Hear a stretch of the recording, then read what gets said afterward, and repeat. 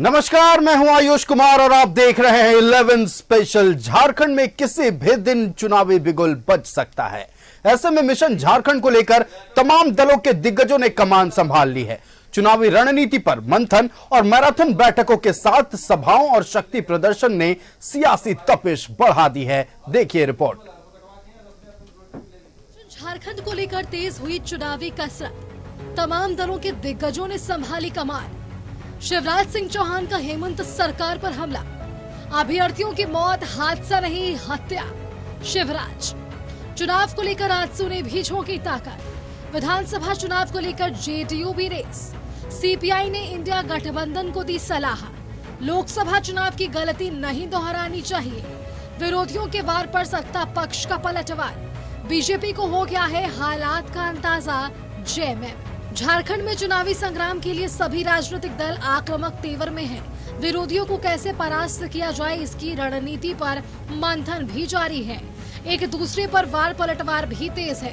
रांची में झारखंड बीजेपी के चुनाव प्रभारी शिवराज सिंह चौहान ने भी हेमंत सरकार पर जोरदार हमला बोला है। उन्होंने कहा कि चुनाव आते ही हेमंत सरकार खोखली घोषणाएं कर रही है, साथ ही अभ्यर्थियों की मौत को हादसा नहीं, उन्होंने हत्या बताया। नजदीक है और जिस सरकार ने 5 साल कुछ नहीं किया, गठबंधन की सरकार ने, अब चुनाव आते ही वो धड़ाधड़ खोखली घोषणाएं करते चले जा रहे हैं। हमने पूछा मिला क्या झारखंड की जनता को? सैकड़ों वादे जो पूरे नहीं किए गए। सिपाही की भर्ती, लेकिन ये भी नहीं देखा कि किस मौसम में भर्ती। उनको पता था कि भर्तियां पूरी नहीं हो पाएंगी और भर्ती कर ही रहे। वो कोई नौजवानों को रोजगार देने के लिए भर्ती नहीं, वोट कबाड़ने के लिए भर्ती का नाटक। यह हादसा नहीं है, यह हत्या है। यह ऐसा अपराध है जिसके लिए जनता माफ नहीं कर सकती। लेकिन अब दोषी कोविड वैक्सीन। इधर रांची के प्रभात तारा मैदान में आजसू ने झारखंड नव निर्माण संकल्प सभा के बहाने शक्ति प्रदर्शन किया है और रोजगार के आंकड़ों को पेश करते हुए राज्य सरकार पर वादा खिलाफी का आरोप भी लगाया। जो एक साल में कई जेपीएससी का एग्जाम करने की तैयारी की बात कर रहे थे, एक साथ कर्मचारी चयन आयोग पर कई एग्जाम लेने की बात कर रहे थे, आज अंतिम महीना में हम आके खड़े हैं और सरकार का डाटा क्या बोलता है? सरकार का डाटा आज के दिन में जेपीएससी ने 1033 लोगों को इस 5 साल में सरकार नौकरी दे पाई है और कर्मचारी चयन आयोग से मात्र 10,041 लोगों का ही नौकरी हुआ है। इसके अलावा एक भी सरकारी नौकरी इस सरकार ने यहाँ के लोगों को देने में विफल रहा है। जनता दल यूनाइटेड के वरिष्ठ नेता और बिहार सरकार में मंत्री अशोक चौधरी ने कहा है कि उनकी पार्टी झारखंड में मजबूती के साथ चुनाव लड़ेगी। हालांकि सीटों पर दिल्ली में बात होगी। हमारे जिला के जो हमारे अध्यक्ष हैं, हमारे राज्य के कार्यकारिणी के सदस्य हैं, पूर्व विधायक हैं, पूर्व मंत्री हैं, उन लोगों से हम लोग चर्चा परिचर्चा करेंगे। किन किन सीटों पे हमें लड़ना चाहिए, कहाँ हमारी स्थिति मजबूत है, सब पर चर्चा करेंगे। और पार्टी अभी आने वाले, हमको लगता है कि बहुत जल्द ही यहाँ पर चुनाव की घोषणा होगी। बीजेपी के दिग्गज नेताओं के धुआंधार झारखंड दौरे पर सत्ता पक्ष ने तंज कसा है और कहा है कि ये हालात जानने के बाद बीजेपी की बेचैनी बता रहा है। इंडिया ब्लॉक पार्टीज जीतना चाहिए।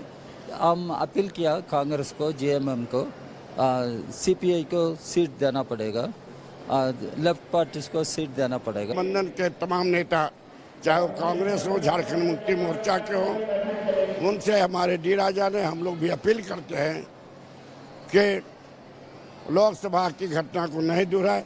सीपीआई और लेफ्ट को भी अपने साथ ले करके, सबको एक साथ मिला करके लड़े ताकि भारतीय जनता पार्टी को हराया जाए। इधर सीपीआई ने इंडिया गठबंधन से लेफ्ट को साथ लेकर चलने और लोकसभा चुनाव की गलती नहीं दोहराने की नसीहत दी है। भाजपा के आला कमान जो दिल्ली में बैठते हैं, उनको सब फीडबैक है। 3-3, 4-4 एजेंसियां सर्वे में लगी हुई हैं, हम लोगों को भी जानकारी है, उनका फीडबैक उनको जाता है। उनकी हालत कितनी दयनीय है आप अंदाजा लगा सकते हैं कि दो, एक केंद्रीय मंत्री, एक मुख्यमंत्री किसी दूसरे राज्य के, और यहाँ के 5-5 भावी मुख्यमंत्री, पूरी टीम लगी हुई है सिर्फ एक आदमी के पीछे, हेमंत सोरेन। कितना बड़ा चेहरा, इतनी बड़ी शख्सियत, उनके नजर में झारखंड की जनता का फीडबैक उनको मिलता है, उनको पता है हेमंत सोरेन क्या चीज है, वो बेचैन है। उनको झारखंड में जल्द ही विधानसभा चुनाव की घोषणा हो सकती है। इससे पहले की सरगर्मी संकेत दे रही है कि मिशन झारखंड को लेकर चुनावी संग्राम कितना दिलचस्प होगा। Bureau report, news 11 Bharat.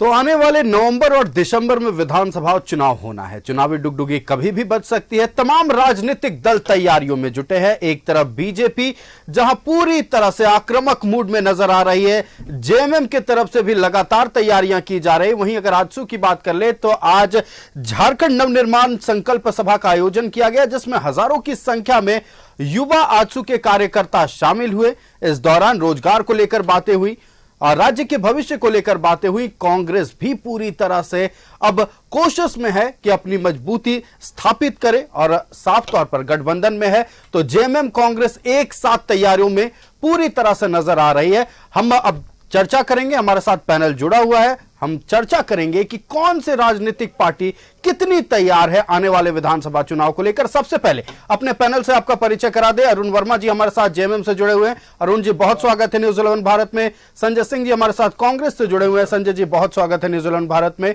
हमारे साथ आजसू से विजय साहू जी जुड़े हुए हैं। विजय साहू जी बहुत स्वागत है न्यूज़ 11 भारत में। और प्रतुल शाहदेव जी हमारे साथ बीजेपी से जुड़े हुए हैं। प्रतुल जी बहुत स्वागत है न्यूज़ 11 भारत में। सबसे पहले आजसू का रुख करते हैं, क्योंकि आज राजधानी रांची में आज युवा आजसू का एक भव्य कार्यक्रम का आयोजन किया गया। रोजगार को लेकर बातें हुई।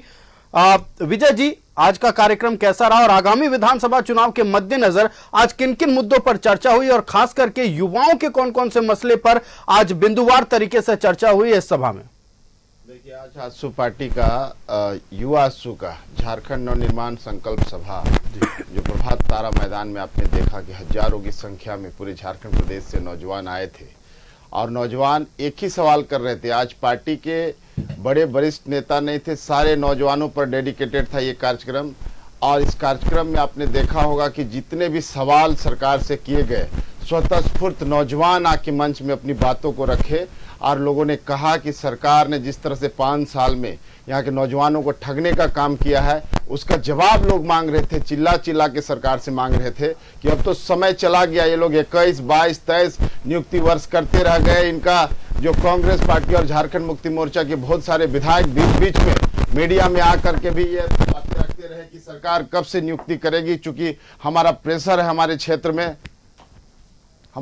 में प्रेशर है और अगर नियुक्ति नहीं होती है तो कल के दिन में हम जनता को क्या जवाब देंगे। धीरे धीरे करके उनकी आवाज को दबाने का काम ये सरकार की और उनके विधायक भी चुप हो गए। अब वर्तमान समय में आप देखिए कि बेरोजगार वहीं का वहीं खड़ा है, उसी उम्मीद के साथ कि सरकार आई थी और हम लोग को रोजगार देने का बात की थी। अगर रोजगार जब तक नहीं देंगे तो थोड़ा ऑप्शनल माने एक वैकल्पिक व्यवस्था रखी थी सरकार ने कि हम आपको बेरोजगारी भत्ता देंगे, तो वो भी नहीं मिला, रोजगार भी नहीं मिला। तो हम जाए तो जाए कहाँ, किससे सवाल करें। और विधानसभा चुनाव आ गया और फिर से मुद्दों को भटकाने का प्रयास वर्तमान सरकार करे, तो उसी लेकर के आज पूरा झारखंड का युवा गोलबंद था। प्रभात तारा मैदान में आप देखेंगे वो नजारा हजारों हजार की तादाद में ये आक्रोश युवाओं को बता रहा है कि आने वाले समय में युवा चाहते हैं कि ऐसी सरकार बने जो युवाओं के बारे में सोचे, युवाओं को रोजगार के संबंध में सोचे, युवाओं की तरक्की के बारे में सोचे, युवाओं की शिक्षा के बारे में सोचे। अभी वर्तमान में देखिएगा आंकड़ा पहुंचते पहुंचते हमको तो न्यूज मिला है 16 पहुंच गया, जो अभी सरकार ने रोक दिया है, 17 पहुंच गया। जो हमारा उत्पाद सिपाही का भर्ती का जो मामला था, सरकार को बहुत जल्दी है कि तुरंत चुनाव आए और इन्हीं मुद्दों को हम लोग भजाने का काम करें। तो सरकार बैकफुट पर है और सारे विधायक जो हल्ला मचाते थे आज कहां सन्न है पता नहीं चल रहा है, कोई सवाल जवाब नहीं कर रहा है। वो महिला विधायिका जितनी थी जो गुट बना के सवाल करती थी सरकार से, आज सब चुप है, क्योंकि जान रहा है कि सरकार 5 साल में कुछ नहीं किया। चलिए, बिल्कुल आपने गंभीर सवाल उठाए। हम जेएमएम का रुख कर लेते हैं। अरुण वर्मा जी हमारे साथ जुड़े हुए हैं। अरुण जी, जेएमएम भी पूरी तैयारी के साथ नजर आ रही है इस बार, क्योंकि अगर हम देखें खास करके इस मौजूदा सरकार की बात कर ले, सरकार आपके द्वार कार्यक्रम, मैया सम्मान योजना कार्यक्रम, तो क्या सरकारी योजनाओं को लेकर और सरकारी कार्यक्रमों से ही इस बार वोट बैंक साधने की कोशिश है जेएमएम की? देखिए, सरकार बहुत ही संवेदनशील है हर एक मुद्दे पे, और सरकारी योजना तो जनता के लिए ही होती है जी। तो सरकार अगर बनी है तो जनता के द्वार पे हम लोगों को देख लीजिएगा कि जब से सरकार बनी है, बहुत यहाँ झारखंड अलग होने के बाद बहुत सारे लोग मुख्यमंत्री बने, बहुत लोग सरकार में आए, पर किसी भी सरकार ने थोड़ा कभी जनता के बीच में जाने का प्रयास नहीं किया।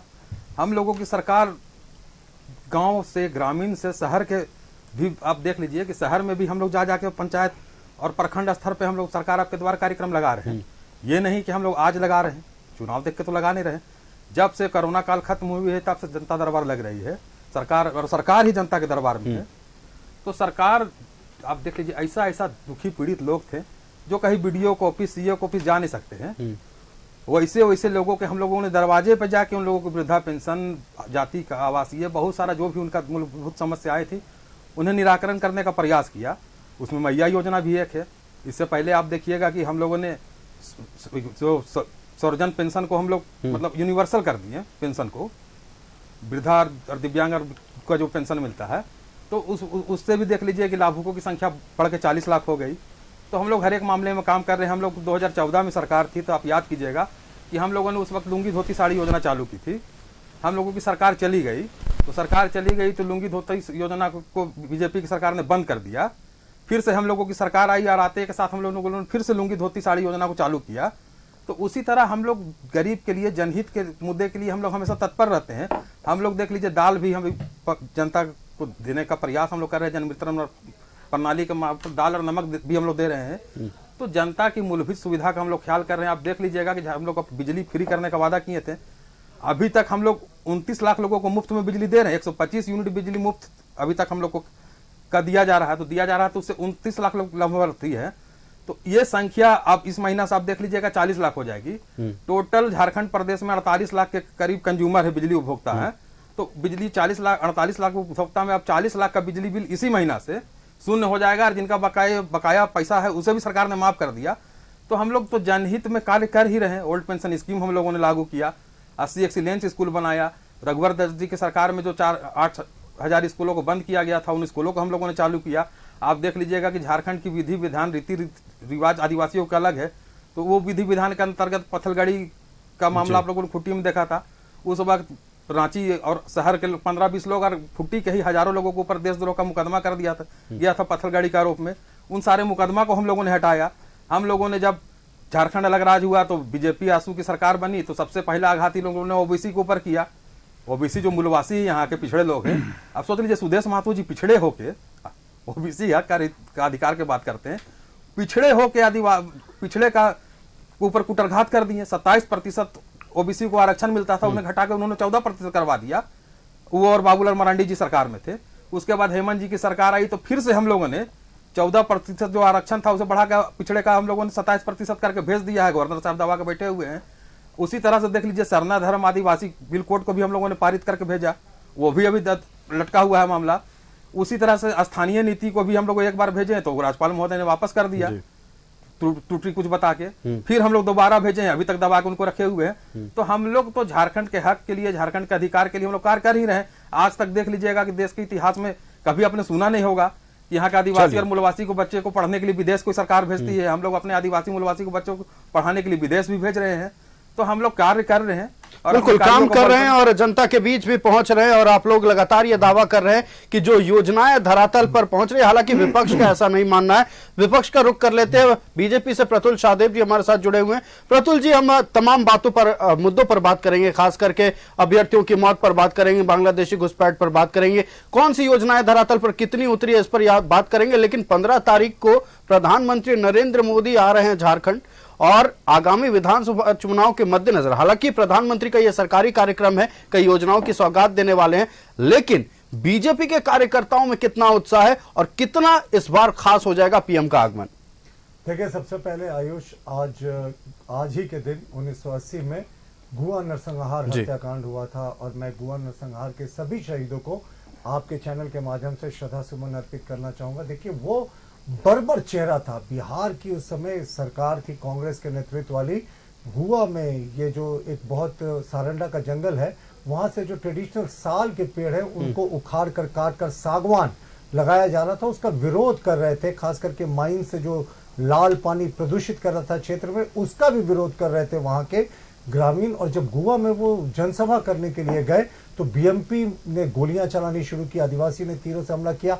उसमें दोनों तरफ से कुछ जाने गई, लेकिन सबसे इसका शर्मनाक और दुखद पहलू था उस समय के कांग्रेस के नेतृत्व वाली सरकार के कहने पर पुलिस ने अस्पताल में इलाज कर रहे आदिवासियों को लाइन से खड़ा करके 7 आदिवासियों को सिर्फ अस्पताल के बाहर गोली से मार दिया था। इससे बर्बर हत्याकांड झारखंड आंदोलन में भिड़ रही ऐसा उदाहरण होगा जब एक सरकार के इशारे पे पूरी पुलिस ने घायल इलाज करा रहे साहब उनको खड़ा किया और भून डाला। 7 लोगों की मौत हुई थी और 3 लोगों की मौत हुई थी गुआ में फायरिंग में। टोटल 10 लोगों की जाने गई थी। उनको हमारा श्रद्धा सुमन। देखिए, हमारा क्या है ना कि ये सरकार के फेलियर को हम हाईलाइट करना चाहते हैं। ये सरकार देखिए सिर्फ क्या है ना, यू टर्न मारने वाले लोगों की सरकार है, बड़ी बड़ी घोषणा करने वाली सरकार है, घोषणावीर माननीय मुख्यमंत्री की हवाई सरकार है। इनकी घोषणाओं का रियलिटी चेक कर लीजिए। इन्होंने कहा था 25 रुपये प्रति लीटर पेट्रोल में सब्सिडी होगी, वो योजना ही बंद हो गई। बजट में इस बार कोई प्रावधान नहीं किया गया, ना सप्लीमेंट्री बजट में इसका कोई प्रावधान किया गया। उस दिन कांग्रेस के प्रवक्ता कह रहे थे कि जनता उदासीन थी। अरे जनता उदासीन नहीं थी, आपने इस योजना को इतना पेचीदा बना दिया, इतना इसको टेक्निकल बना दिया कि जनता इसका लाभ नहीं ले पाई। दूसरा इनका था कि अब वो आवाज़ हम देंगे। मुख्यमंत्री जी घूम घूम कर चुनाव के पहले कहा करते थे कि साहब हर एक के लिए अपना कमरा होगा, बहू का अपना कमरा, बेटे का अपना कमरा और जो हस्बैंड वाइफ है उनका कमरा, अटैच बाथरूम होगा। क्या हुआ? एक भी अबुआ आवास आज तक धरातल पर उतरा नहीं जिसका लोगों ने गृह प्रवेश किया। और ये सरकार अब अपने राजनीतिक अंतिम अवस्था में चल रही है। 5 वर्ष हो गए, 5 वर्ष में मुख्यमंत्री मर्सिडीज, रेंज रोवर, BMW बदलते रहे। जो मंत्री थे उनके लिए सोना और स्विमिंग पूल युक्त जो घर है वो ऑलमोस्ट तैयार हो गया, लेकिन अबुआ आवास एक भी अभी तक गृह प्रवेश नहीं हुआ। और इनकी योजनाओं की रियलिटी की बात करते हैं। इनका जो निश्चय पत्र था ना मैनिफेस्टो जेएमएम का, उसके जो अनुबंध कर्मियों के अधिकार में था कि अनुबंध कर्मी शब्द को हम समाप्त कर देंगे, सभी अनुबंध कर्मी को नियमित करेंगे। इन्होंने कहा पारा शिक्षकों से हमारी बात हो गई। फिर पारा शिक्षक क्यों 1 महीने पहले सड़क पर थे, उन पे लाठियां बरसाई गई, कई पारा शिक्षक इंजर्ड हो गए, उनको केसेस का भी सामना करना पड़ रहा है। अभी भी सरकार और पारा शिक्षकों के बीच में गतिरोध चल रहा है। सरकार कह रही 2000 देंगे, पारा शिक्षक कह रहे 6000। अरे साहब, आपने तो अनुबंध कर्मियों को परमानेंट करने का वादा किया था, तो जो भी प्रक्रिया थी इसका पालन करना चाहिए था। सहायक पुलिसकर्मी 1 महीने पहले जो बर्बरता उन पर हुई, हाल के वर्षों में इतनी बर्बरता किसी पर नहीं हुई। सहायक पुलिसकर्मियों को बेरहमी से मारा गया जब वो शांतिपूर्वक मुख्यमंत्री के आवास प्रदर्शन करने जा रहे थे। उनकी जो पत्नियां थी जो टेंटों में रह रही थी मोराबादी में, उसमें गर्भवती महिलाएं थी, उनको उखाड़ फेंका गया टेंटों को। उनके साथ छेड़खानी की शिकायत इन्होंने दर्ज की, पुलिस ने आज तक मामला दर्ज नहीं किया है, जबकि इन्होंने आवेदन देकर रखा था। सहायक पुलिसकर्मियों में इन्होंने 40-50 लोगों का डांस करते हुए फोटो निकाल दिया, लेकिन मैं सोशल मीडिया में देख रहा था सहायक पुलिसकर्मी के 2-3 गुट हैं, वो कह रहे हैं कि नहीं साहब, हम 3000 रुपए और जो मातृत्व अवकाश है इससे संतुष्ट नहीं है, आपने परमानेंट करने का वादा किया था, हमें सहायक पुलिसकर्मी नहीं पुलिसकर्मी घोषित कीजिए। और बीजेपी ने घोषणा की है कि हम अपने पहले कैबिनेट में सहायक शब्द को हटा के पुलिसकर्मी करेंगे। तो इनकी योजनाओं की यही रियलिटी चेक है। गुरुजी क्रेडिट योजना, कितने लाभार्थी हैं इसके? अच्छा, बिजली बिल की जो योजना है ना, ये बड़ा इंटरेस्टिंग योजना है कि इन्होंने कहा कि हम सबका माफ कर देंगे, 125 यूनिट जिसका भी होगा, अब 200 भी बढ़ाकर कर दिया। अरे बिजली बिल 3 महीने 4 महीने में भेज रहे हो आप, तो वो कहां से वो टेक्निकल फसले में फंस जा रहा है, किसी का बिजली बिल माफ नहीं हो रहा। इन्होंने कहा था कि हम 4 लाख किसानों का लोन माफी कर चुके हैं। नहीं साहब, आप गलत बयानी कर रहे हैं। बैंक से अगर किसी ने लोन लिया है तो जब तक बैंक को सरकार पैसा नहीं देगी तो वो लोन माफी नहीं होता। सरकार के एक पत्र लिख जाने से वो माफ नहीं हो जाता, उसके लिए बैंक में सरकार को पैसा देना पड़ता है। तो सरकार ने अभी तक वो पैसे का भुगतान नहीं किया, सिर्फ लिस्ट जारी किया। और ये जो 17 अभ्यर्थियों की मौत हुई है उत्पाद सिपाही में, 15 की सूची हम जारी कर चुके, 2 और मौतें कल हुई जिनके बारे में हम ये कर चुके। बहन केरकेट्टा की मौत हुई और एक राज की मौत हुई, एक हजारीबाग में और एक मेदांता में। तो ये 17 मौतें हत्या की गई है सिस्टम के द्वारा। युवाओं को नौकरी का वादा था साहब, और आपने मौत परोस दिया। मैं तो बार बार कहता हूँ, जिंदगी की तलाश में मौत के कितने पास आ गए हम। ये स्थिति हो गई यहाँ की युवाओं की। और जो इन्होंने घोषणाएं की हैं कि हम 1,000 रुपया महिलाओं को दे रहे हैं, चलिए साहब, अच्छी योजनाओं की हम स्वागत करते हैं, लेकिन आपने तो 2,000 रुपये चूल्हा खर्च देने का वादा किया था साहब, हर एक गरीब को 6,000 रुपये देने का वादा किया था, तो वादा तो 8,000 रुपये का था और आप दे रहे 1,000। फाइनली आयुष, वकीलों के लिए जो योजना थी, इनकी पोल खुल गई कल, जब बार काउंसिल के चेयरमैन ने प्रेस कॉन्फ्रेंस करके कहा कि सरकार ठग रही है। सरकार ने कहा कि 5,000 रुपया हम बढ़ा रहे हैं जो मानदेय है, जो जूनियर एडवोकेट्स हैं, लेकिन उसमें 2,500 एडवोकेट वेलफेयर फंड से आएगा, जो स्टाम्प और कोर्ट फीस से आता है। उन्होंने कहा हमारे पास पैसा नहीं है साहब, 200 डेथ पेंडिंग केसेस अभी भी हैं, 1,000 तो उसी वेलफेयर ट्रस्ट से हम किसी तरीके से दे रहे हैं। सरकार ने 5,000 की घोषणा की तो सरकार 5,000 दे, आप 2,500 घोषणा क्यों कर रहे हैं? दूसरा, इन्होंने कहा सारे वकीलों का हम मेडिक्लेम कराएंगे, हेल्थ इंश्योरेंस कराएंगे, और उसके लिए इन्होंने कहा कि हमने 9 करोड़ का प्रावधान किया, 6,000 रुपए एक वकील को दिया जाएगा, यानी 15,000 वकील को। बार काउंसिल ने प्रश्न खड़ा किया, हमारे यहाँ 33,000 निबंधित वकील है, तो ये 15,000 का आप सिलेक्शन कैसे करेंगे? अल्फाबेट से, या किसी का नाम अच्छा लग रहा है? तो ये सरकार हवा ये बिना प्लानिंग की योजना है जी। चलिए जवाब ले लेते हैं। संजय सिंह जी हमारे साथ कांग्रेस से जुड़े हुए हैं।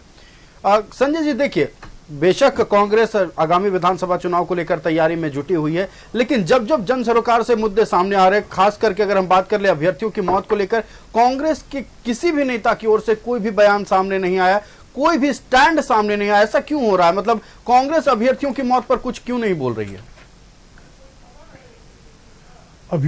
जितने हमारे अभ्यर्थी हैं जो इस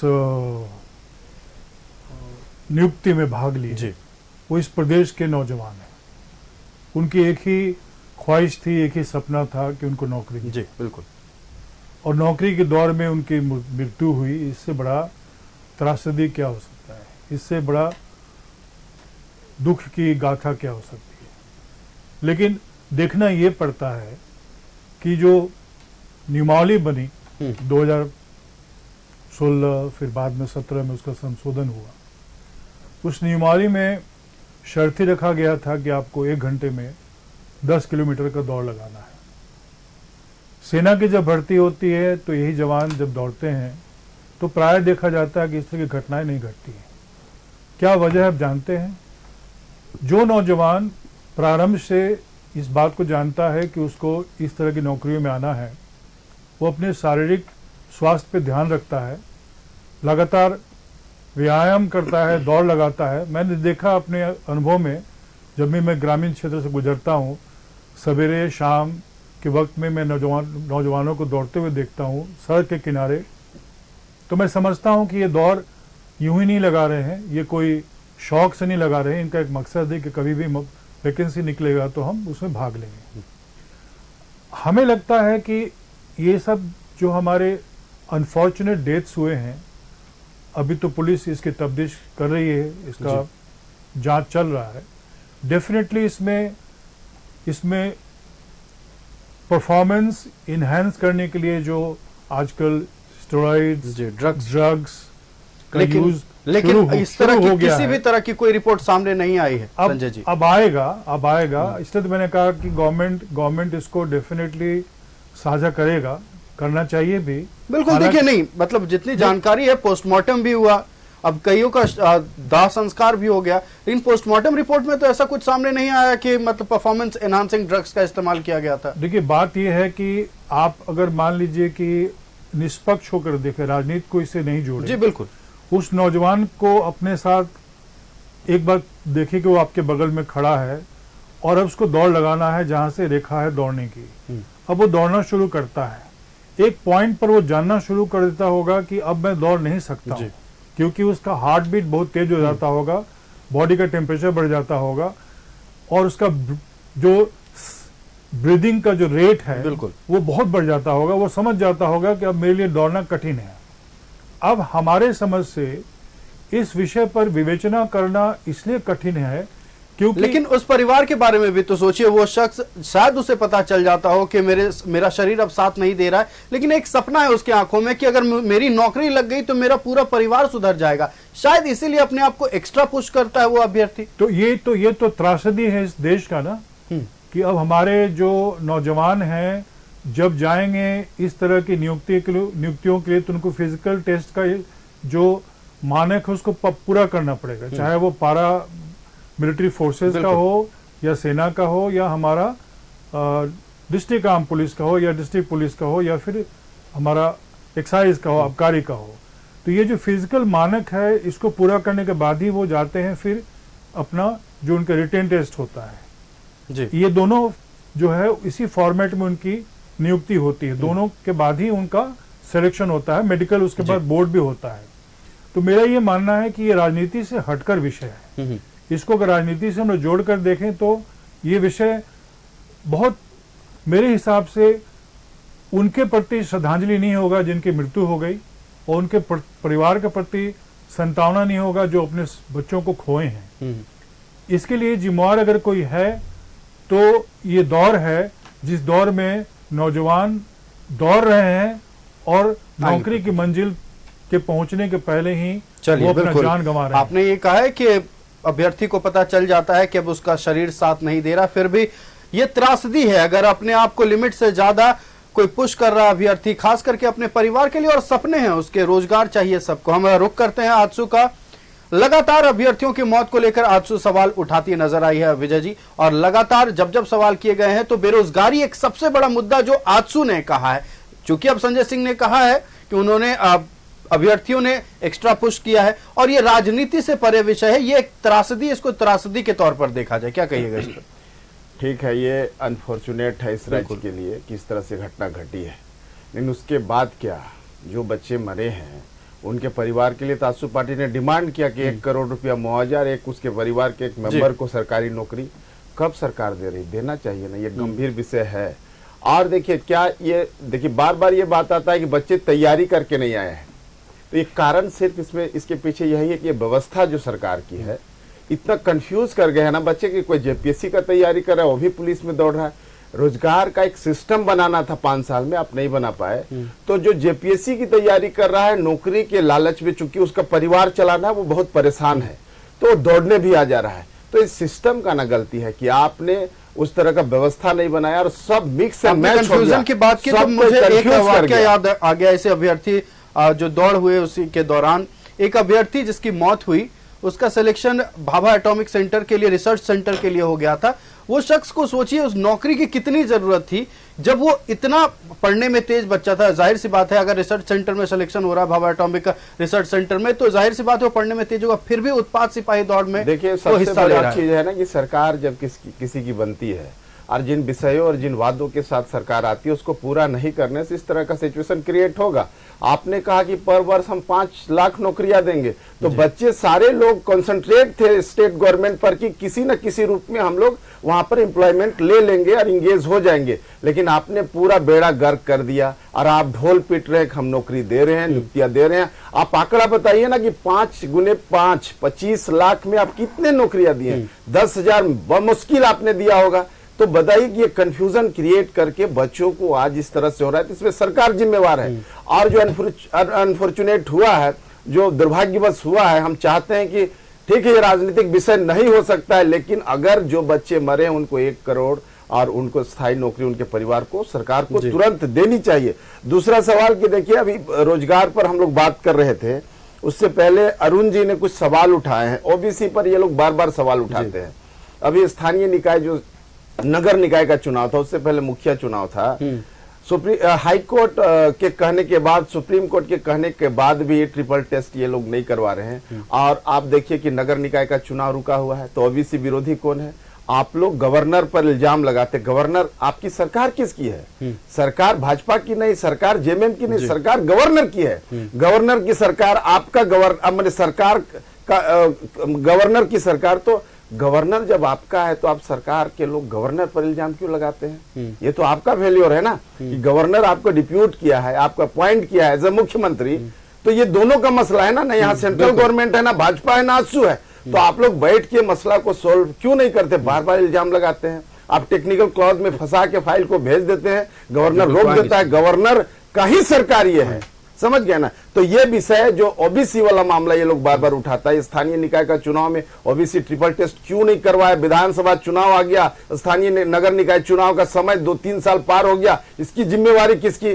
तीसरी बात मैं बोलूंगा कि जब मुखिया अभी इनका जो मैया सम्मान योजना चलता था, या जो आपका जो सरकार आपके द्वार कार्यक्रम, तो भीड़ कैसे होता था, जब मुखिया रहते थे भीड़ करते थे। आज इनका पूरा कार्यक्रम फ्लॉप हो गया, कहीं कोई आदमी नहीं गया, इस कार्यक्रम को सिरे से लोग नकार दिया। मुखिया मोटिवेट करके भीड़ करता था, तो इनको लगता था कि लोग आ रहे हैं, और लोगों का काम आज तक कुछ नहीं हुआ, सब कूड़ेदान में डाला गया। आज मुखिया देखिए, मुखिया गवर्नर हाउस में धरना में थे, मुखिया को जो डिमांड है, मुखिया को तो ये लोग एकदम डैमेज करके रखा है। बीडीओ सीओ को आप इतना पावर देके रखे हैं। इस लोकतंत्र में एक जनप्रतिनिधि और एक ब्यूरोक्रेट, दोनों में बहुत अंतर है जनाब। बिल्कुल खड़ा होता है, जबकि बीडीओ सीओ को मुखिया के एंट्री करने के बाद उनको सम्मान की दृष्टि से उनको खड़ा होना चाहिए। तो ये व्यवस्था बिल्कुल जवाब ले लेते हैं। सत्ता पक्ष जेएमएम से अरुण वर्मा जी हमारे साथ जुड़े हुए। विपक्ष ने एक रिपोर्ट कार्ड तैयार किया अरुण जी, जिस योजनाओं के बारे में आप कहते हैं उन योजनाओं को फेलियर बता रहे हैं, खास करके बीजेपी और अगर राजसू के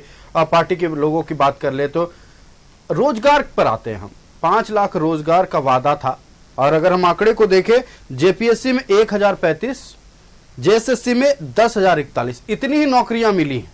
कुल मिलाकर लगभग 11,000 के आसपास नौकरियां हैं। 5 लाख और 11,000, अंतर इतना बड़ा क्यों रहा? देखिए, हम लोगों ने प्रयास किया लोगों को नौकरी और रोजगार देने के, इसके लिए प्रयास किया नहीं, इसके लिए स्थानीय नीति भी हम लोगों ने बनाया 32 आधार पे। 32 आधारित नियोजन नीति हम लोगों ने बना के भेजा गवर्नर साहब के पास।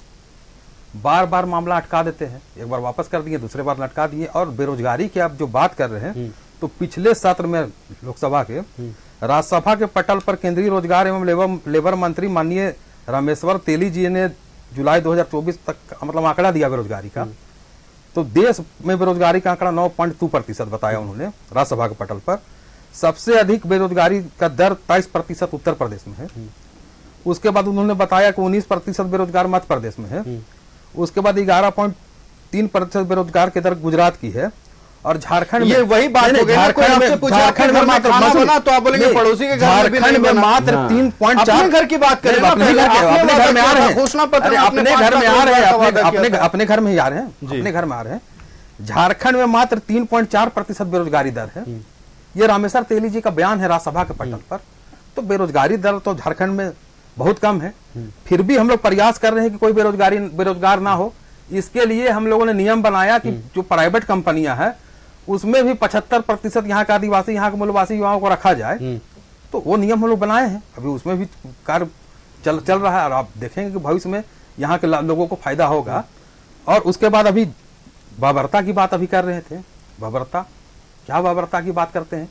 अरे बाबरता तो हम लोगों ने देखा जब अडानी पावर के लिए जमीन लूटने के लिए वहां के लोगों को जो आंदोलन कर रहे हैं, तो पुलिस के द्वारा गोली मार दिया गया। 2 लोगों की जान गोड्डा में चली गई। जमीन बचाने के लिए आंदोलन कर रहे थे, तो डबल इंजन के रघुवर दास जी और मोदी जी की सरकार ने खुट्टी में गोलीकांड किया, वहां भी अनेक लोगों की जान गई। रामगढ़ में देखिए सरकार की बर्बरता। हम लोग के सरकार में अगर लाठी चार्ज हो गया तो तूफान मचा देते हैं, और खुद के सरकार में गोली मार देते हैं किसानों को। रामगढ़ में भी कई एक लोगों को जमीन बचाने के लिए आंदोलन कर रहे थे, उन लोगों के ऊपर भी उन्होंने फायरिंग किया, गोली मार दिया गया उन लोगों को भी। तो अब ये लोग इस तरह की बात करते हैं, तो ये सब गलत तरीका है, गलत नैरेटिव पेश करने का लोग कोशिश करते हैं। बार बार घुसपैठ गलत ट्रैक में ले जाते हैं। अरे भैया, माननीय मुख्यमंत्री हेमंत सोरेन जी ने कहा ना कि अगर घुसपैठ हो रही है तो उसकी जवाबदेही जिम्मेवारी केंद्र सरकार गृह मंत्रालय की है, और अगर वहां से अगर पास होकर आ जा रहे हैं तो आसाम की सरकार है। चलिए, घुसपैठ पर आपने कहा, उसी पर एक सवाल कर लेते हैं। प्रशासन कहती है घुसपैठ नहीं हुआ, सदन में सत्ता पक्ष कहती है कि 4 बांग्लादेशी घुसपैठ मिले हैं। ये भी अंतर क्यों है, इसे भी समझा दीजिए। देखिए, प्रशासन जो कहती है उसमें बीजेपी के नेता भी हैं। तो प्रशासन के साथ जो टीम बनी उसमें बीजेपी के लोग भी गए बजप्ता वहां जांच करने के लिए। उनमें हम दिखा देंगे, मेरे पास लेटर भी है, बीजेपी के नेता का भी साइन है, यहाँ पे घुसपैठ नहीं हुआ है। तो भैया ये गलत नैरेटिव सेट करने का प्रयास कर रहे हैं। लोकसभा चुनाव में मिले करारी हार, हिंदू मुस्लिम चला नहीं, गाय गोबर चला नहीं, भैंस और मंगलसूत्र करके देख लिए। तो ये सिर्फ एक ही उम्मीद में है।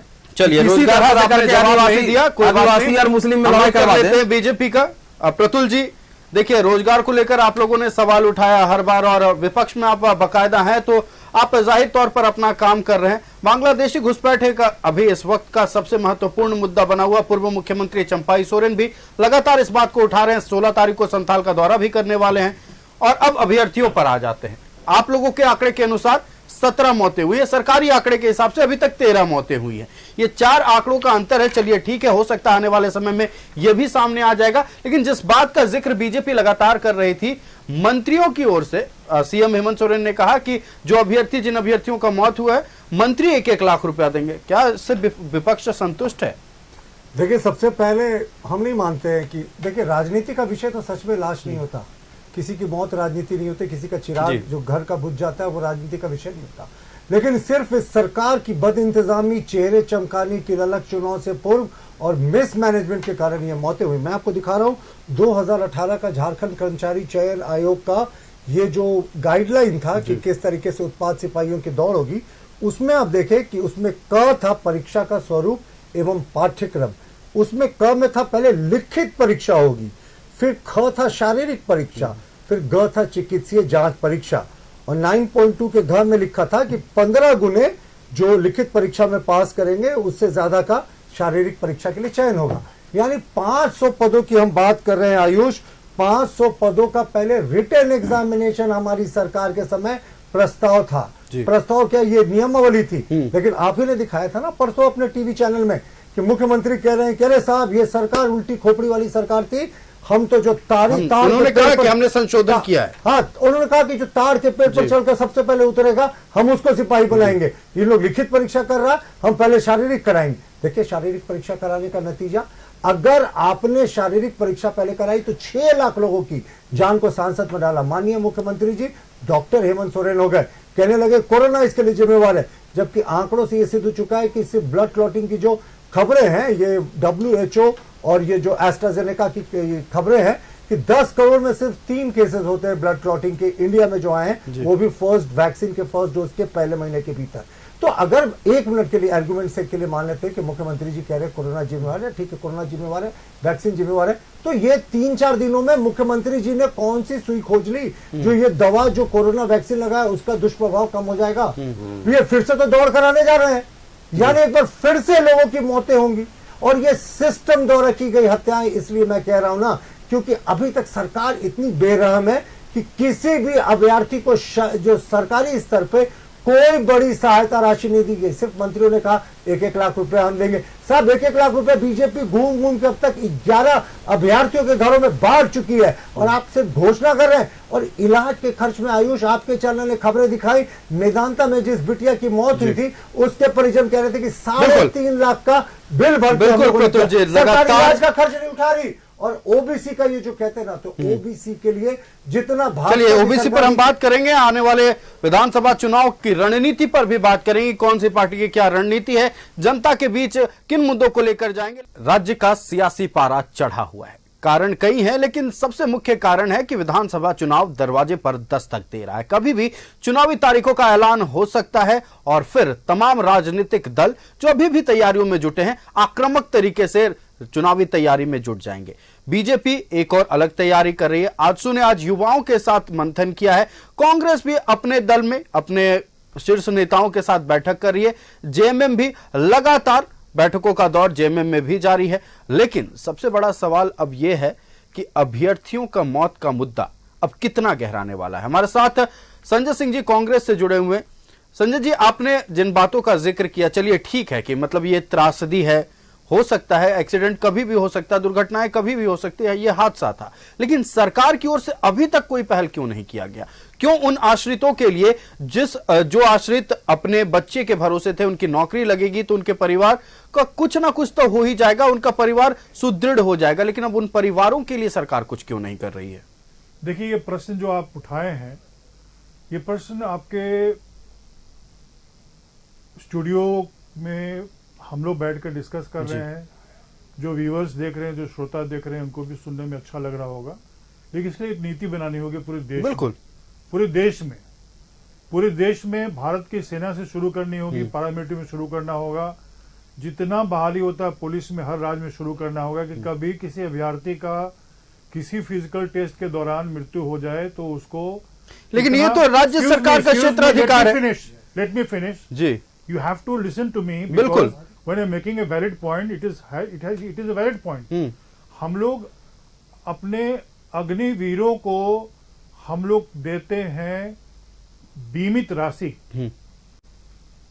तो उनका तो हम लोगों ने बीमा कर रखा है चयन के बाद, लेकिन चयन की प्रक्रिया में किसी अभ्यर्थी की मृत्यु हो जाए तो उसको कोई मुआवजा मिलेगा, ऐसी नीति बननी चाहिए। हम इसके पक्षधर हैं। कांग्रेस ये मांग करती है कि हमारी सरकार ही नहीं, शुरुआत करे भारत सरकार, एक नीति बनाए कि कहीं भी देश में भारत सरकार की सेना और पैरामिलिट्री फोर्स के चयन के दौरान किसी भी अभ्यर्थी की मृत्यु होगी तो उसको मुआवजा मिलेगा और आश्रित के परिवार को भी मुआवजा मिलेगा या नौकरी मिलेगी। नंबर 1, राजनीति करने के लिए स्टूडियो में बैठकर हम लोग जानबूझकर अपनी सरकार को घेर रहे हैं अकाल मृत्युओं के लिए, जो कभी भी हो सकता है। और ये मृत्यु इसलिए नहीं हुआ कि इसमें कोई कारण हो जिसको अभी तक प्रमाणित किया गया हो। सवाल तो अकाल मृत्यु पे है नहीं, सवाल तो इस पर है कि उसके बाद सरकार ने क्या किया। अकाल मृत्यु है क्योंकि मेरी बात को समझिए, जब तक cause of death is not established medically, जब हम लोग बैठे हैं तार्किक तरीके से विमर्श करने के लिए, तो there is a fact on record हर जगह जिसको माना जाता है cause of death on the basis of the viscera and blood test. तो कॉज ऑफ डेथ क्या है, जब तक ये स्टैब्लिश नहीं होगा तब तक हम लोग उसको अकाल मृत्यु ही कहेंगे। अब आइए दूसरे पॉइंट पर, अगर हम लोग मान लीजिए लिखित परीक्षा पहले लें तो निश्चित तौर पे अभ्यर्थियों की संख्या घट जाएगी, क्योंकि जो उसमें सफल होंगे वही दौड़ेंगे। जी बिल्कुल। लेकिन वो दौड़ेंगे तो क्या गारंटी कि उसमें से कोई ऐसा नहीं होगा जिसका हार्ट का सीजर हो। आएंगे। करेक्ट, समझ रहे मेरी बात बिल्कुल। को? हमारे बात को इसलिए समझिए क्योंकि ये दुर्भाग्य है कि इतना स्तर गिर गया है बीजेपी का, इतना स्तर गिर गया बीजेपी का कि एक मौका मिला इनको और इसको ये लोग हत्या की राजनीति का संज्ञा दे रहे हैं कि बीजेपी को लगता है अपने घृणित चश्मे से कि ये सरकार नियुक्ति कराने के जिम्मेवारी में हत्या भी करवा रही है युवकों की। इतना दुर्भाग्य हमको लगता है कि एक बड़ी पार्टी, राष्ट्रीय पार्टी इतना दिवालिया हो गई है अपनी राजनीतिक सोच में कि इस तरह से देखती है इस घटना को। क्योंकि ये घटना मान लीजिए कहीं पर भारत की सेना का रिक्रूटमेंट यहाँ रांची में भी होता है, अगर उसमें घटती तो फिर हम तो नहीं बोलते, हम चुप रहते, कभी नहीं बोलते। हम संतावना प्रकट करते, दुख प्रकट करते, लेकिन हम आरोप नहीं लगाते कि ये मोदी जी की सेना है, मोदी जी ने इसको इस तरह से नियुक्ति की प्रक्रिया बनाई है, ये है वो है, ये चर्चा हम नहीं करते क्योंकि हम जानते हैं कि आपने अच्छा एक बात आप बता दें, जो नोटिफिकेशन डेट था, सुन लीजिए जी, अभ्यर्थी चुनता है। देखिए कहते हैं we choose and the choices we make becomes us, जो हम चुनते हैं वही हम बनते हैं। तो अगर अभ्यर्थी चुना है कि उसको जाना है नियुक्ति के लिए, दौड़ने के लिए, तो that moment is the most important moment. वो चुन लिया उस मोमेंट को, वो तय कर लिया उसको दौड़ना है 10 किलोमीटर। अब वो अपनी क्षमता को विकसित कर रहा होगा, मान लीजिए पिछले 2 साल से 3 साल से। ठीक है, बिल्कुल। अभ्यर्थियों ने चुना है कि उन्हें दौड़ना है और उसे नौकरी के लिए जाना है। आ रहे प्रतुल जी, लेकिन सबसे बड़ा सवाल जिस बात का जवाब आपने दिया कि नीति बननी चाहिए, मतलब राज्य सरकार की ओर से फिलहाल कि किसी तरह की कोई नीति नहीं बनाई जाएगी, अभी कोई मुआवजा नहीं दिया जाएगा, ये समझा नीति बननी चाहिए। मैंने तो कहा कि सरकार को नीति बनाना चाहिए और ये नीति सिर्फ राज्य का नहीं बल्कि पूरे देश का नीति हो। देखिए क्या है ना कि अगर इन्होंने 14, 16 घंटे पहले लोगों को लाइन में लगवा दिया, रात से लाइन में लगे हैं लोग, बिल्कुल खा पी नहीं रहे, कुछ नहीं कर रहे, फास्टिंग करके लाइन में लगे हुए हैं और सुबह में दौड़ने की जगह उमस भरी गर्मी में 10 बजे, 11 बजे, 12 बजे दौड़वा रहे हैं, तो हम इसे सिस्टम द्वारा की गई हत्या ही कहेंगे। और कांग्रेस का इनडिफेंसिबल लॉजिक देखिए, अगर रात में जिन लोगों को लाइन लगवाया था सिर्फ ब्लड प्रेशर चेक करवा लिया होता, ब्लड क्लॉटिंग चेक करा लिया होता, जिसमें मुश्किल से 5 मिनट लगता, तो ये सारी समस्याएं नहीं होती। और ये जो कह रहे हैं कि क्या गारंटी है कि जो 15 गुना अभ्यर्थी आते, यानी 7,500 अभ्यर्थी आते, उनका सीजन नहीं होता। देखिए ये तो किसी की गारंटी नहीं है, लेकिन कहां एक तरफ 6 लाख और कहां एक तरफ 7,500, और जो पैरामिलिट्री फोर्सेस का रिक्रूटमेंट होता है तो उसमें बेसिक मेडिकल चेकअप करके दौड़ाया जाता है। परंतु यहां इस सरकार ने सिर्फ चेहरा चमकाने के लिए 6 लाख लोगों को मौत के आगोश में झोंक दिया। इसीलिए हम कहते हैं ये सिस्टम द्वारा की गई हत्या है। बिल्कुल, वक्त की और पाबंदी है, कैबिनेट का पावर होता है नियम बनाने का। बिल्कुल, कैबिनेट जो सेक्रेटरी का प्रस्ताव होता है उसको भी ओवररूल कर सकती है। तो किसने रोका था मुख्यमंत्री को पिछले कैबिनेट में कि वो ये घोषणा करते कि साहब हम अब देंगे इन विशेष करके इन। कांग्रेस तो कह रही है कि इस पर नीति बननी चाहिए। चलिए बिल्कुल, हम आजू का रुख कर लेते हैं। प्रतुल जी, वक्त की पाबंदी है, हम विजय साहू जी से बात कर लेते हैं। विजय जी, रोजगार को लेकर बात हो रही थी तो कांग्रेस ने कहा कि ये अभ्यर्थियों ने चुना है, अभ्यर्थी जिस दिशा में जाना चाहते थे उधर गई, लेकिन जिधर गए उधर हादसा हुआ है। इस हादसे पर राजनीति नहीं करते हैं, क्या कहिएगा? हम लोग राजनीति नहीं कर रहे हैं, डे 1 से बोल रहे राजनीति नहीं कर रहे, लेकिन नंबर देखिए ना, 17 लोगों की मौत हुई है। ये नंबर कम नंबर नहीं है और ये एक्सीडेंट नहीं है, ये आपका फेल्योर है। 17 लोग मरे, आप बता दीजिए ना। ठीक है, बीएसएफ में, आर्मी में कहीं ऐसा हुआ होगा, अनफॉर्चुनेटली 1-2 घटना, 17 लोग मर गए और आपका नींद नहीं खुला। हम लोग चिल्ला चिल्ला के बोल रहे थे कि इसको रोका जाए, तब तक इतने लोग मर गए, उसके बाद आप रोके। तो नीति बननी चाहिए, हम राजनीति नहीं कर रहे हैं, लेकिन ये आपका फेल्योर है, सरकार और सिस्टम का फेल्योर है कि इतना लोग मरा है। और एक बात और मैं बताना चाहूंगा, आज का दिन झारखंड के इतिहास के लिए काला दिन है। गुआ गोली हत्याकांड जो हुआ था, वो अभी प्रतुल जी ने बताया कि आप देखेंगे कि 8 जून 1980 को इनके कांग्रेस का सरकार बिहार में पुनः स्थापित हुआ था, और उसके बाद 3 महीने बाद ये घटना घटी थी। 8 सितंबर, आज ही का दिन, कितने लोग मरे थे और एकदम निर्मम तरीके से हॉस्पिटल से निकाल के लाइन में खड़ा करके।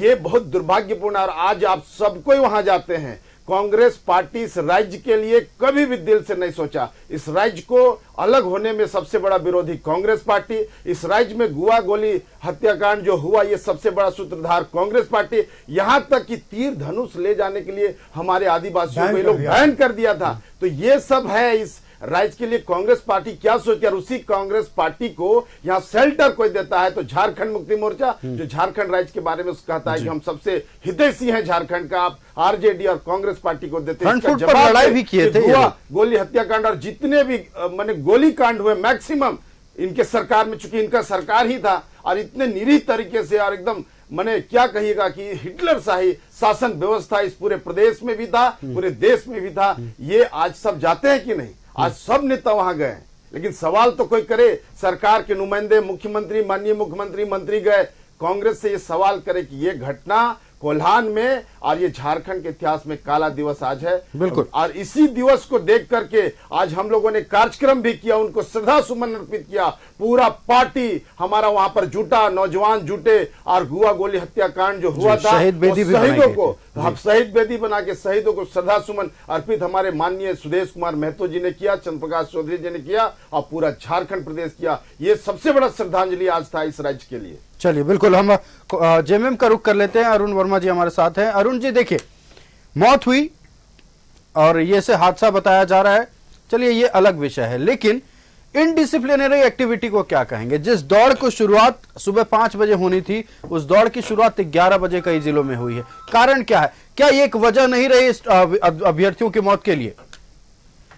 देखिए, वो सब देखते हुए ही समय में परिवर्तन किया गया। और रहा सवाल मौत, तो ये नहीं सोचा गया था कि अगस्त सितंबर के महीने में जब उमस भरी गर्मी होगी तो 11 बजे दौड़ करवाएं? ये कोई सोच सकता है कि नौजवान जो दौड़ेंगे और दौड़ते दौड़ते उनकी मृत्यु हो जाएगी? 18-20 साल के जवान, आप ये कल्पना भी नहीं कर सकते हैं। पर कोविड के बाद आपने ये चीज देखा होगा कि कोविड कोरोना महामारी के बाद बहुत लोगों की शारीरिक क्षमता में कमी आई है। जो वैक्सीन चंदा लो और धंधा दो वाली वैक्सीन जो है, जिनसे करोड़ों रुपया मोदी सरकार के लिए चंदा, आप अभी भी ये कह रहे हैं कि वैक्सीन जिम्मेदार है मौतों के लिए? वैक्सीन का भी असर है। इंग्लैंड से वैक्सीन को वापस लेना पड़ा, वहां के कोर्ट में जाके ये लोग माने कि साइड इफेक्ट है इस वैक्सीन का। तो ये वैक्सीन का असर है, इसको ये लोग माने ना माने, झारखंड की और देश की जनता मानती है कि वैक्सीन का साइड इफेक्ट है। माने जाके इंग्लैंड में मान रहे हैं, कोविशील्ड कंपनी जो है एक्स्ट्राजेन, वो तो इंग्लैंड में जाके माना कि हाँ हमारे वैक्सीन से खून का थक्का जम जाता है, हार्ट का प्रॉब्लम होता है। तो ये तो लेकिन वो भी एक सीमित समय के लिए, जो गाइडलाइंस है तो शायद आपने पढ़ी होगी उसको। नहीं, बिल्कुल मान रहे हैं ना जी। अब पूरे मान लेंगे कि हमारा वैक्सीन नहीं, हम जहर बना के दे दिए, वो तो नहीं मानेंगे। माने तब तो पूरा इंग्लैंड से पूरा दवा के खेप वापस मंगवा लिए। तो इस जांच का विषय है। आप वो जहर जो दिए हैं उस कंपनी से, आप इलेक्ट्रोल बॉन्ड के मार्फत चंदा लेके, और उसके बाद अभी नौकरी की बात कर रहे हैं तासु के साथ। नौकरी और रोजगार मांग रहे हैं। अरे रोजगार तो आपको देना चाहिए था। मोदी जी के साथ 10 साल से सरकार में है, हर एक साल 2 करोड़ रोजगार। तो आप वादा किए थे, तो आपको रोजगार नहीं देना चाहिए। वादा को भूल जाइएगा। हम लोग से अधिक समय से आप सरकार में, केंद्र की सरकार में, दुनिया का, संसार का सबसे बेस्ट सरकार, सबसे सृष्टि का महान सरकार, जो भ्रष्टाचारी को चिमटे से भी नहीं छूती है, पर मधु चौकड़ा को हाथ से उठा कर रख लिए। आप बताइए, ये लोग का कथनी या करनी में अंतर देखिए। आप नौकरी नहीं देंगे, आप इंटर्नशिप दिए। इंटर्नशिप अभी बोले ना कि हम बजट में देखे एक दिन इंटर्नशिप, हम तो जानते हैं प्रशिक्षण होता है। आप बोलते हैं हम करोड़ों नौजवानों को हम प्रशिक्षण देंगे, जो ITI किए हुए हैं, जो डॉक्टर है, जो इंजीनियर है, उनको आप कह रहे हैं कि प्रशिक्षण देंगे लेबर का तुमको। हम अपना कथनी और करनी को देखना चाहिए पहले। अरे भैया, आप देश को चलाने में अक्षम है। आपकी नीति के कारण आज रेलवे हो, चाहे CCL हो, चाहे रांची को ही देख लीजिए, HCC मरना से HCC को स्थिति में पहुंचा दिए। आज 26-28 महीना से वहां के एम्प्लॉय को तनख्वाह नहीं मिल रहा। कभी इन लोगों की थोड़ा सा पीड़ा नहीं। चलिए, बिल्कुल। हम लोगों ने कहा कि लिखित में हम लोगों ने केंद्र सरकार को भेजा कि आप नहीं चला पा रहे हैं, तो ये HCC को दे दीजिए झारखंड सरकार। अरुण जी, आपने कई गंभीर आरोप लगाए हैं, वक्त की पाबंदी है, बीजेपी का रुख कर लेते हैं। प्रतुल जी, आखिरी क्लोजिंग स्टेटमेंट। देखिए, यहाँ क्या है ना कि JMM में माननीय मुख्यमंत्री जी तो डॉक्टर बने थे, अब सब डॉक्टर बन गए। भारतीय सरकार कहीं पार्टी नहीं थी। केंद्रीय जो ब्रिटिश कोर्ट में केस हुआ था उसमें फाइंडिंग यही था। अरे पार्टी सरकार नहीं थी, पार्टी क्या बोलते हैं, पार्टी वहाँ पे। हाँ, बिल्कुल बिल्कुल, पार्टी वहाँ पे। आप क्या बोलते हैं? देखिए, वक्त की पाबंदी, आपने सवाल उठाया, जवाब सुन लेते हैं। कंपनी अरुण जी, और इंग्लैंड से अरुण जी वापस लेना पड़ा। आपने अपनी बातें रख दी, आपको मानिए ना, मानिए हत्यारा मोदी है, मोदी हत्यारे हैं, जहर वाले इंजेक्शन लगातार बोल रहे हैं हत्यारा है। अरुण जी, जवाब सुन लेते हैं ना।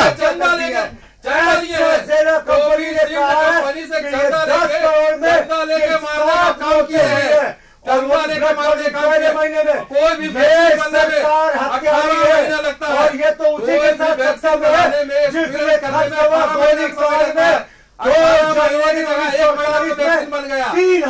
महीनों में वैक्सीन बना लिया। कैसे किया था कांग्रेस ने? उसी के साथ ये सरकार में मधुकोड़ा को गोद लेने वाले लोग यहाँ पे बैठ के जान दे रहे हैं। क्या हो गया मधुकोड़ा जी के बारे में जरा बता दीजिए। अरे मधुकोड़ा को जेल आप लोगों ने भेजा, क्या किया मधुकोड़ा को? चलिए,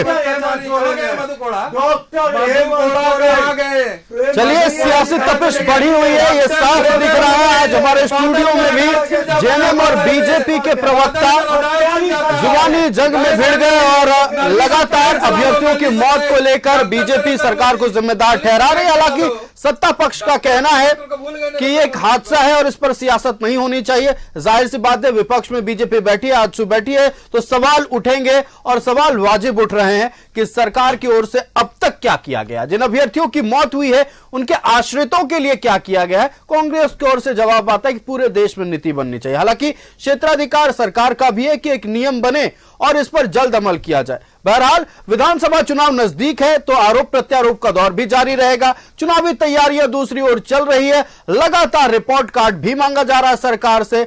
लेकिन विपक्ष का कहना है कि कई योजनाएं धरातल पर फेल है। आने वाले दिनों में अब जनता तय करेगी कि कौन कौन सी योजनाएं सफल हुई हैं, कौन सी योजनाएं फेल हुई हैं। क्या सरकार से जनता खुश रही, संतुष्ट रही, या फिर परिवर्तन देखने को मिलेगा। हमारा पैनल हमारे साथ जुड़ा हुआ था। अरुण वर्मा जी हमारे साथ जुड़े हुए थे JMM से। अरुण जी, बहुत धन्यवाद न्यूज 11 भारत को समय देने के लिए। संजय सिंह जी हमारे साथ कांग्रेस से जुड़े हुए थे। संजय जी, आपका बहुत धन्यवाद न्यूज 11 भारत को समय देने के लिए। हमारे साथ आजसू से विजय साहू जी जुड़े हुए थे। विजय जी, बहुत धन्यवाद न्यूज 11 भारत को समय देने के लिए। और प्रतुल शाहदेव जी हमारे साथ बीजेपी से जुड़े हुए थे। प्रतुल जी, बहुत धन्यवाद न्यूज 11 भारत को समय देने के लिए। तो लगातार अभ्यर्थियों की मौत पर सियासत गर्म है और आज शिवराज सिंह चौहान जो कि झारखंड बीजेपी के चुनाव प्रभारी हैं, उन्होंने साफ तौर पर आरोप लगाया है कि यह मौत नहीं, सरकार की ओर से सिस्टम की फेलियर की वजह से की गई हत्या है। अब देखना यह है कि अभ्यर्थियों का मुद्दा कितना गर्म होगा, बांग्लादेशी घुसपैठियों का मुद्दा कितना गर्म होगा और रोजगार के मुद्दे पर सरकार आने वाले दिनों में क्या जवाब देती है। फिलहाल 11 स्पेशल के इस खास पेशकश में इतना ही। मुझे दीजिए इजाजत। देखते रहिए न्यूज़ 11 भारत। नमस्कार।